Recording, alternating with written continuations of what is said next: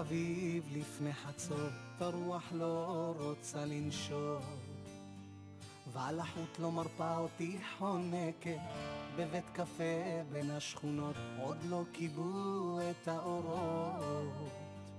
על כיסא ישן לבדי יושבת, אני לא בטוח מה לומר, אם כדאי בכלל לגשת לסגת. ורוח באה מן הים, היא משליחה מבט קטן, אותי מזמינה לשבת. היא מזמינה הפוך לשנינו ורק מתלוננת על החום. איזה חום, אולי נזוז, שואלת, גרה בדירה שכורה ממש קרוב לדרך השלום. נזמין חשבון, הלילה לא הולכים לישון.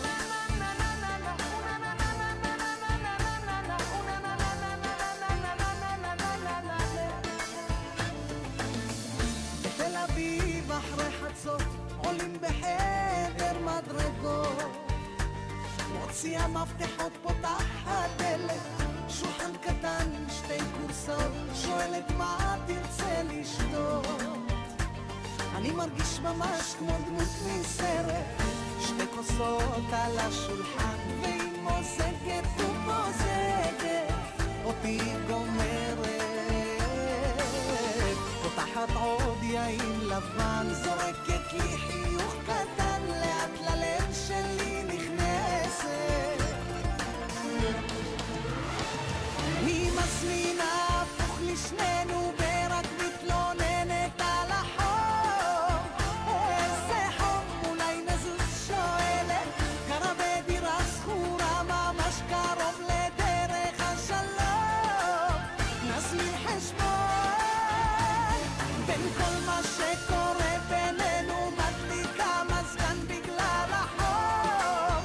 איזה חום, אולי נלך לחדר, אם אתה רוצה אתה יכול להישאר פה גם לישון. איזה לישון, הלילה לא עושים חשבון.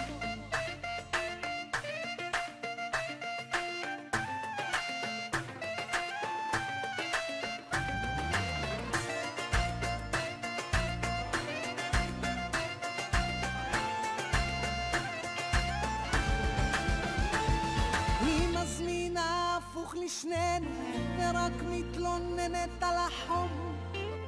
איזה חום, אולי נזוז, שואלת, גרה בדירה שכורה ממש קרוב לדרך השלום.